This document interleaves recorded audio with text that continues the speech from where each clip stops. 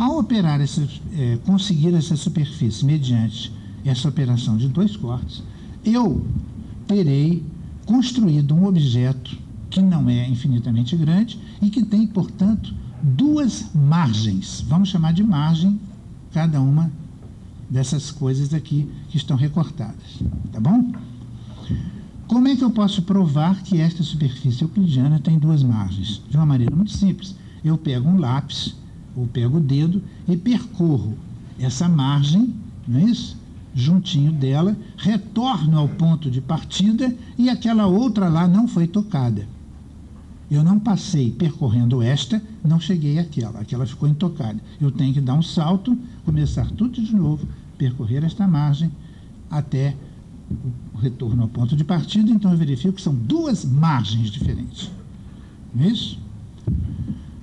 Uma outra característica interessante, esta banda, além de ter 2 margens, eu posso abordá-la de 2 modos diferentes. É muito diferente eu chegar à margem e eu abordar essa margem, né? Eu tenho uma piscina, um rio, eu posso chegar à margem vindo da terra ou vindo da água, não é verdade?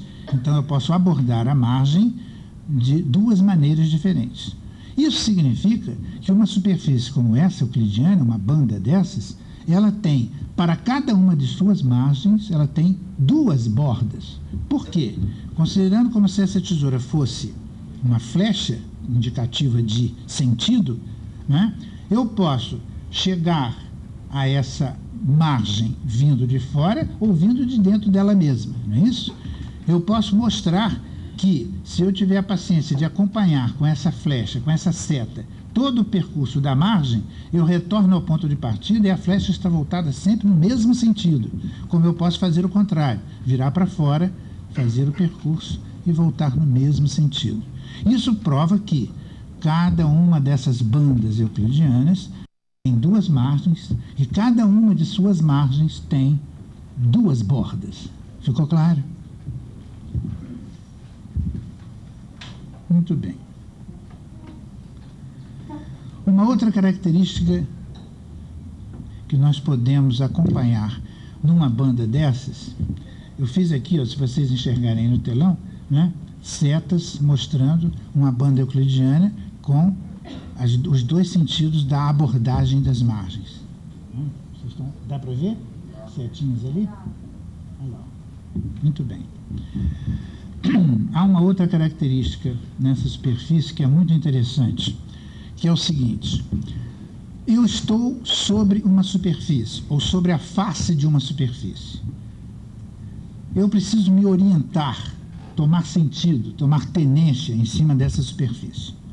Matematicamente, o que se diz a respeito de orientar-se sobre uma superfície, e sobre uma face de uma superfície, já que nós estamos falando agora de uma superfície, como eu disse a vocês, bilátera, tem 2 faces, uma dentro e uma fora. Os matemáticos têm uma maneira precisa de saber se eu posso me orientar em cima de uma superfície. Como é que eu faço? Eu marco um ponto, tá? Como este aqui, e mando ele girar. Aqui ele está girando para a direita, é um ponto destrogiro, gira para a destra, para a direita. Ou eu posso mandá-lo girar para a esquerda. Eu tenho um ponto levógiro, gira para a esquerda. Muito bem.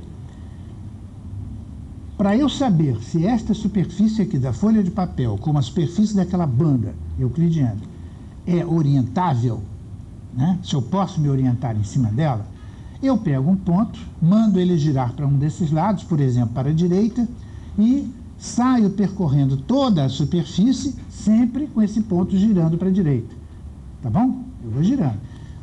Eu não vou fazer isso aqui porque demoraria muito, mas se vocês quiserem construir uma banda dessas euclidiana, que é coisa muito fácil, desenhem um pontinho girando para a direita, depois saem desenhando por todo o caminho, pontinho girando para a direita. E vocês vão ver que vocês retornam ao ponto de partida, né, girando para a direita. Então vocês estão orientados. Aqui eu sei o que é direita, portanto sei o que é esquerda, não é verdade?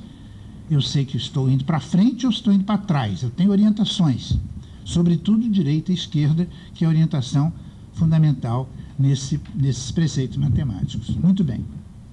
Então, nós podemos dizer que, olha aqui, tem uns pontinhos aqui, né? Orientado destrógero e levógeramente, que eu posso sair desenhando sobre a superfície, retornar ao ponto de partida, e eles sempre estarão girando para o mesmo lado que eu comecei. Então, eu posso dizer que uma superfície euclidiana, esta banda que está na minha mão, é perfeitamente orientada. Os pontos são orientáveis sobre ela. Eu não tenho como me perder.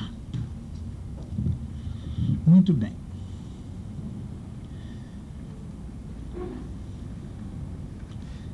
Eu posso dizer, quando eu tenho uma banda dessa construída e que eu operei essa prova de orientação dos pontos, depois que eu desenhei todos os pontos possíveis, virados para um lado e para o outro, acompanhei o seu procedimento de orientação, eu posso perfeitamente dizer que os pontos sobre ela estão orientados. Os pontos que eu desenhei, não posso?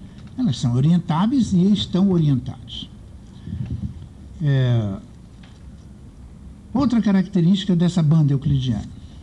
Vocês veem que aqui, mais ou menos pelo centro, né, da superfície, eu desenhei um percurso mais ou menos pelo meio. Tá? Eu desenhei um percurso que saiu de um ponto, percorreu toda a banda numa de suas faces, tá? E voltou ao ponto de partida, tudo isso mais ou menos pelo meio. Muito bem. O que acontece se eu pego uma banda dessas, bilátera, euclidiana, e resolvo cortá-la, né? Justamente segundo essa linha mediana que eu desenhei sobre ela? Eu faço, primeiro enfio a tesoura, eu tenho que fazer um furo, lembram? Para passar de um lado para o outro, tem que fazer um furo. Quando eu corto uma superfície bilátera pelo meio, ela me produz o quê? Duas. Óbvio, todo mundo sabe disso, né? É assim que se corta bolo, se corta carne, não é mágica nenhuma, né?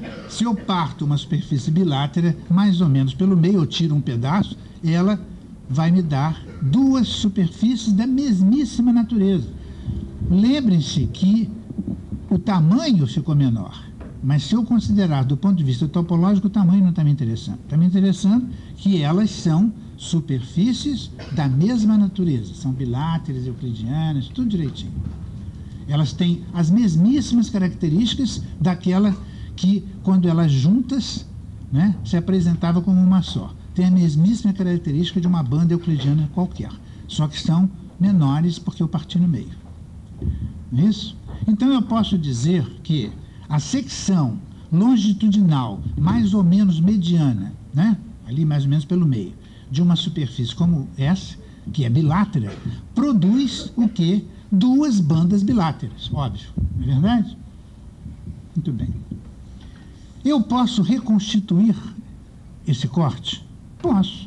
Nós podemos fazer uma cirurgia plástica, se tivermos paciência, podemos até procurar o lugarzinho exato, onde uma encaixava na outra, né? Pegar uma linha com agulha e suturar e voltar a ser mais ou menos, né? É aquele negócio da virgindade. Depois fica lá a marca da plástica. Mais ou menos eu posso fazer voltar a superfície a aproximar-se do que ela foi antes. A lógica, pelo menos, retorna. Ela continua, volta a ser uma única superfície de duas faces. Certo? Uma coisa interessante, aqui eu trouxe uma contrabanda, não uma banda. Mas há uma coisa interessante que é o fato de que eu posso fazer um pequeno furo, um buraco mesmo, em cima dessa superfície, né? Eu vou aqui e faço um pequeno furinho, meto a tesoura, faço um furo, né? Se eu considerar este furo, eu posso fazer, por exemplo, o percurso de sair andando por cima dessa superfície. Estou procurando aquela que tem duas caras, é essa, né? Eu posso sair passeando por cima dessa superfície, né? Não considerando nenhum furo. Então eu saio de um ponto, retorno ao ponto de partida e sempre estarei no azul, ou sempre estarei no amarelo. Mas aí eu faço um pequeno furo aqui, tem um furo aqui. Se eu fizer o meu percurso levando esse furo em consideração, a coisa vai mudar muito, não é? Porque eu vou sair de perto desse furo, dar a volta no azul, Quando chegar no furo, eu caio no furo e passo para o amarelo. Aí dou a volta no amarelo, quando chegar de novo no furo, caio no furo e passo para o azul. Não é uma coisa estranha? É outra coisa que não aquele percurso anterior, porque eu esbarrei no furo. Mas vamos deixar isso em suspenso para pensar depois junto com isso aqui. Outra coisa que eu já disse, eu posso retirar, repetindo, uma banda dessas simplesmente de um pedaço de cilindro ou de uma esfera que eu tirei 2 calotas, como a laranja. Ficou claro até aí? Então, essas provas todas me demonstram a natureza bilátera desta superfície.